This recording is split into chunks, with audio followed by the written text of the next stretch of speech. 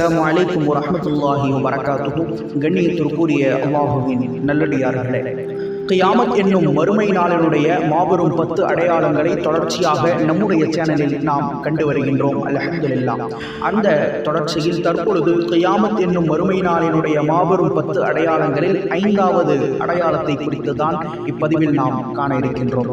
சென்ற பதிவில் நாம் அதாவது 4வது அடையாளமாக தஜ்ஜாலை இந்த உலகத்தில் அல்லாஹ் வெளிப்படுத்துவான்.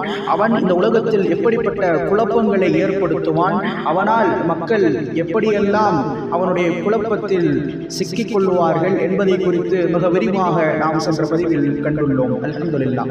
தற்பொழுது நபி ஈசா அலைஹிஸ்ஸலாத்து வஸ்ஸலாம் அவர்களை அல்லாஹ் மீண்டும் இந்த உலகத்தில் இந்த பூமியில் அல்லாஹ் இறக்கவிருக்கிறார். எந்த நபியை அல்லாஹ் ஜல்ல ஷானஹு வ தஆலா உயிருடன் தன் பக்கம் உயர்த்தினானோ அத்தகைய ஈசா அலைஹிஸ்ஸலாத்து வஸ்ஸலாம் அவர்களை மீண்டும் இந்த பூமிக்கு அல்லாஹ் ஜல்ல ஷானஹு வ தஆலா இறக்கக்கூடிய அத்தகைய காலகட்டம் தான் கியாமத் நாளினுடைய மாபெரும் அடையாளங்களில் 5வது அடையாளமாக ரசூலுல்லாஹி ஸல்லல்லாஹு அலைஹி வஸல்லம் அவர்கள் கூறுவார்கள். நபி ஈசா அலைஹிஸ்ஸலாத்து வஸ்ஸலாம் அவர்களை பார்த்த அந்த மக்கள், அதாவது எந்த மக்கள் நபி ஈசா அலைஹிஸ்ஸலாத்து வஸ்ஸலாம் அவர்களை தன்னுடைய கடவுளாக ஏற்றுக்கொண்டுள்ளார்களோ அந்த மக்கள் நபி ஈசா அவர்களை பார்க்கக்கூடிய நேரத்தில் தங்களுடைய கடவுள் இவர் கிடையாது, இவர் ஒரு மனிதர், இவர் அல்லாஹ்வினுடைய தூதர் என்பதாக அவர்கள் விளங்கிக் கொள்ளுவார்கள். பிறகு காணும் இடமெல்லாம் இஸ்லாமாக திகழும். எனினும் அங்கு சில மக்கள் தஜ்ஜால் என்னும் கொடியனுடைய அந்த சூழ்ச்சியில் அவனுடைய அந்த மாயாஜாலங்களில் சிக்கிக் கொண்டவர்களாக அவர்கள் இருப்பார்கள். அவர்களை மீட்டெடுக்க வேண்டியது நபி ஈசா அலைஹிஸ்ஸலாத்து வஸ்ஸலாம் அவர்களுக்கு அல்லாஹ் ஜல்ல ஷானஹு வ தஆலா கொடுத்த ஒரு பொறுப்பாக இருக்கிறது. எனவே டமாஸ்கஸினுடைய கிழக்கு பகுதியில் உள்ள மினாராவில் நபி ஈசா அலைஹிஸ்ஸலாத்து வஸ்ஸலாம் அவர்கள் 2 மலக்குமார்களினுடைய இறக்கைகளை கொண்டு அவர்கள் இறக்கப்படுவார்கள். இன்றும் அந்த இடத்தில் நபி ஈசா அலைஹிஸ்ஸலாத்து வஸ்ஸலாம் அவர்கள் வருவார்கள் என்பதற்காக சில கட்டிடங்கள் அங்கு அமைக்கப்பட்டிருக்கிறது. படிக்கட்டுகள் போன்ற ஒரு காட்சிகள் அங்கு இருக்கிறது. காரணம், ஈசா நபி அவர்கள் அங்குதான் இறங்குவார்கள் என்பதாக நபிகள் நாயகம் ஸல்லல்லாஹு அலைஹி வஸல்லம் அவர்களுடைய வாக்கு பொய்யாகாது.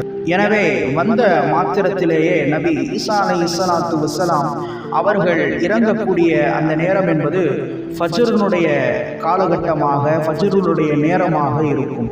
அந்த இடத்தில் மஹ்தி அலைஹிஸ்ஸலாத்து வஸ்ஸலாம் அவர்கள் இருப்பார்கள். அவர்களை நபி ஈசா அலைஹிஸ்ஸலாத்து வஸ்ஸலாம் அவர்கள் முற்படுத்துவார்கள்.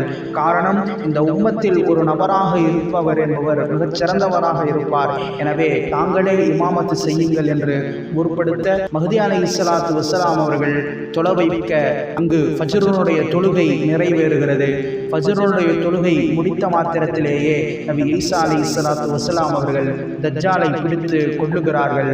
எப்படிப்பட்ட தஜ்ஜால் என்று சொன்னால், எந்த தஜ்ஜாலின் மூலமாக முழு உலகமும் குழப்பத்தில் ஆழ்ந்ததோ அத்தகைய தஜ்ஜாலை நபி ஈசா அலைஹிஸ்ஸலாத்து வஸ்ஸலாம் அவர்கள் கொல்லுவதற்காக வேண்டி வரக்கூடிய அந்த நேரத்தில் அவர்கள் தஜ்ஜாலை எப்படி கொல்லுவார்கள் என்பதை நபிகள் நாயகம் ஸல்லல்லாஹு அலைஹி வஸல்லம் அவர்கள் கூறக்கூடிய அந்த நேரத்தில், எப்படி தண்ணீரில் உப்பு நாம் போட்டோமேயானால் அந்த உப்பு என்பது தண்ணீரில் எப்படி கரைந்து விடுகிறதோ, உடனடியாக அது தண்ணியோடு தண்ணியாகி விடுகிறதோ, அதுபோன்றுதான் தஜ்ஜால் அழிந்து விடுவான் என்பதாக நபிகள் நாயகம் ஸல்லல்லாஹு அலைஹி வஸல்லம் அவர்கள் கூறியுள்ளார்கள்.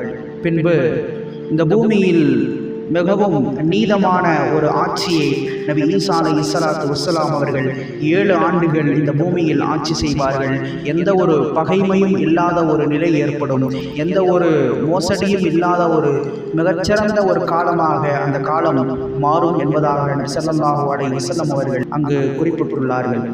இந்த நிலையில் யாராலும் வெல்ல முடியாத அடியாளர்களை நான் வெளிப்படுத்தியுள்ளேன், அவர்களை தூர் மலையின் பால் அழைத்துச் செல்வீராக என்று ஈசா நபிக்கு அல்லாஹ் செய்தி அனுப்பினான். நபி ஈசா அலைஹிஸ்ஸலாத்து வஸ்ஸலாம் அவர்கள் மரணித்ததற்கு பின்பாக நபி ஸல்லல்லாஹு அலைஹி வஸல்லம் அவர்களின் அடக்கத்தலத்தின் அருகில் அவர்கள் அடக்கம் செய்யப்படலாம் என்பதாக பல ஹதீஸுகளினுடைய கருத்துக்களை நாம் காண்கின்றோம். எனவே வல்ல இறைவனினுடைய அனைத்து அதாபுகளை விட்டும் நம்மை அல்லாஹ் பாதுகாப்பானாக. உண்மையான ஈமானோடு இறுதி காலகட்டம் வரை நம்முடைய ஈமானை பாதுகாக்கக்கூடிய நன்மக்களாக அல்லாஹ் நம்மை ஆக்கி தந்தருள் புரிவானாக. ஆமீன். அஸ்ஸலாமு அலைக்கும் வரஹ்மத்துல்லாஹி வபரகாத்துஹு.